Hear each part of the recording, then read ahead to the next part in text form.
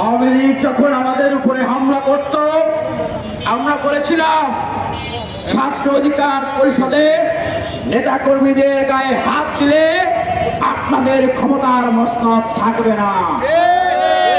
আওয়ামী লীগের ক্ষমতার মস্তক আমরা উড়িয়ে দিয়েছি।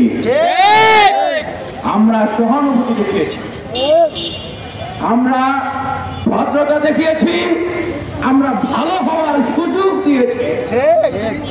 এরপরেও আওয়ামী লীগ ছাত্র অধিকার পরিষদ সহ দেশের বিপ্লবী আন্দোলনকারীদের উপরে বিভিন্ন জায়গায় হামলা করছে।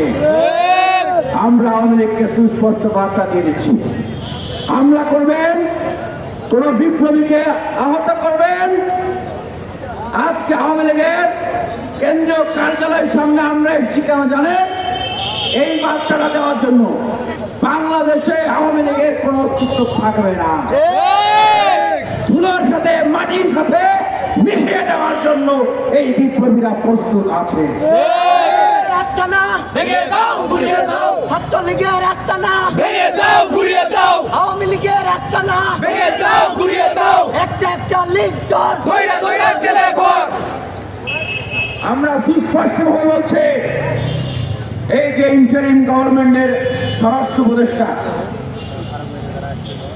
গোয়েন্দা সংস্থাকে ফাংশন করাতে পারছে না। ঢাকা বিশ্ববিদ্যালয়ে শেখ হাসিনার মোটিভে আগুন দিয়ে যাচ্ছে, যিনি শেখ হাসিনার মোটিভ বানাচ্ছে তার বাড়িতে আগুন দিচ্ছে। আমরা দেখছি উত্তরা সহ ঢাকার বিভিন্ন জায়গায় আওয়ামী লীগ ঝটিকা মিছিল করছে। আমাদের ছাত্র নেতা গোপালগঞ্জ বিজ্ঞান ও প্রযুক্তি বিশ্ববিদ্যালয়ের সভাপতি জসিম আহ্বায়ক সদস্য সচিব সাইদুলের উপরে সেখানে তারা আজকে হামলা করেছে। বাংলাদেশের বিভিন্ন জায়গায় বিপ্লবীদের উপরে তারা হামলা করছে, তাদেরকে গুপ্ত হত্যা করছে, কিন্তু তার গোয়েন্দা সংস্থার মাধ্যমে স্বরাষ্ট্র উপদেষ্টা কোনো ব্যবস্থা গ্রহণ করতে পারছেন না। আমরা বলতে চাই যে এই যে বিপ্লবীরা যারা রক্ত দিয়েছে, জীবন দিয়েছে, এই রক্ত এবং জীবনের উপরে আপনারা দাঁড়িয়ে এখন উপদেষ্টার দায়িত্ব পালন করছেন। আমাদের প্রশ্ন, শহীদদের প্রশ্ন, আহতদের প্রশ্ন, বিপ্লবীদের প্রশ্ন, আপনারা কেন আওয়ামী লীগকে নিষিদ্ধ করছেন না? আগামী নির্বাচনে আওয়ামী লীগ অংশগ্রহণ করতে পারবে কি পারবে না সেই সিদ্ধান্ত কেন আপনারা জানাচ্ছেন না? তাহলে কি আমরা ধরে নিব আপনারা যে অংশগ্রহণমূলক নির্বাচনের কথা বলছেন, আপনারা যে ইনক্লুসিভ বাংলাদেশের কথা বলছেন, সেটাই খুনি, হত্যাকারী, লুটেরা, মাফিয়া, আওয়ামী লীগ সহকারে? বাংলাদেশের মানুষের রায় বলে দিচ্ছে বাংলাদেশে আগামী নির্বাচন হবে অংশগ্রহণমূলক, আগামীর বাংলাদেশ হবে অংশগ্রহণমূলক বাংলাদেশ। দলমত নির্বিশেষে, ধর্মবর্ণ নির্বিশেষে সবাই থাকবে, কিন্তু আওয়ামী লীগ থাকতে পারবে না।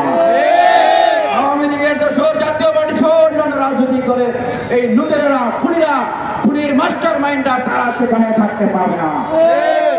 আমরা স্পষ্টভাবে বলে দিচ্ছি, বাংলাদেশে যেখানেই আওয়ামী লীগ এইভাবে করে দেশকে অস্থিতিশীল করার জন্য, দেশের মানুষের জানমালকে অনিরাপদ করার জন্য, ক্ষতি করার জন্য রাজপথে নামবে, মিছিল করতে যাবে, মিটিং করতে যাবে, গোপন মিটিং করবে, তাদেরকে ধরে গলা দিয়ে দিবে, গলা দিয়ে পুলিশের হাতে তুলে দেবেন।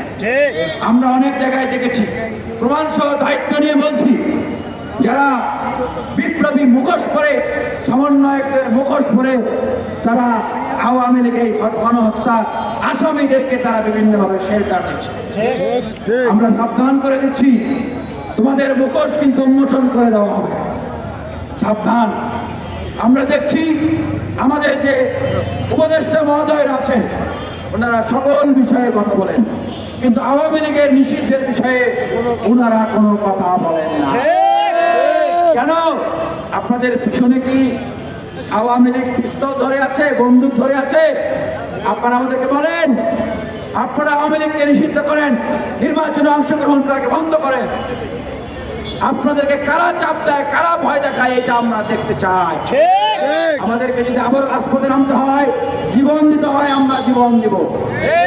কিন্তু ইনিয়ে বিনিয়ে আবার আওয়ামী লীগকে বাংলাদেশে নির্বাচনের ভিতর দিয়ে প্রতিষ্ঠিত করবেন, দিল্লির পলিসি বাস্তবায়ন করবেন, তাহলে দিল্লি যদি সিদ্ধান্ত দেয় আগামী নির্বাচনে আওয়ামী লীগ অংশগ্রহণ করবে কি করবে না, তবে আমরা কেন জীবন দিয়েছিলাম, আমরা কেন আহত হয়েছি, আমরা উপদেষ্টাদেরকে নিয়ে প্রশ্ন তুলতে চাই না, কিন্তু এখন তুলতে বাধ্য হয়েছে।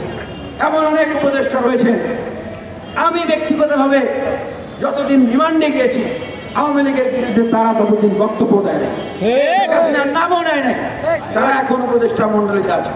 কেন এই কথাটা বললাম? গতকালকে আমরা দেখেছি জনপ্রশাসন মন্ত্রণালয়ের মুখপাত্র করা হয়েছে একজন, যিনি চিহ্নিত আওয়ামী লীগের দোষর। তার মানে সুস্পষ্টভাবে বোঝা যাচ্ছে যে প্রশাসনের ভিতরে একটি গোষ্ঠী যারা ভোট পেতে থেকে এখন আওয়ামী লীগকে পুনর্বাসন করার জন্য সর্বশক্তি নিয়োগ করে তারা এখন কাজ করছে। প্রশাসনের ভিতরে যদি আওয়ামী লীগের দোষরা না থাকতো, শেখ হাসিনা বাংলাদেশ থেকে পালাতে পারতো না। 626 জনকে ক্যান্টনমেন্টে আশ্রয় দেওয়া হয়েছে, সেই 626 জন কি নিরাপদে ক্যান্টনমেন্ট থেকে বের হতে পারতো? সাদ্দাম, মিনান, ওবায়দুল কাদের, হাসান মাহমুদরা বাংলাদেশ থেকে নিরাপদে ইন্ডিয়া সহ বিশ্বের বিভিন্ন দেশে যেতে পারতো না। তাই বলতেছি, আমাদের অ্যাকশন, ডাইরেক্ট অ্যাকশন, আওয়ামী লীগের বিরুদ্ধে ডাইরেক্ট অ্যাকশন এবং প্রশাসনে থাকা আওয়ামী লীগের এজেন্ডের বিরুদ্ধে ডাইরেক্ট অ্যাকশন। আমাদের অ্যাকশন আওয়ামী লীগের সেই সমস্ত ব্যবসায়ী সুবিধাভোগীদের বিরুদ্ধে যারা জুলাই গণহত্যার সময় সুস্পষ্টভাবে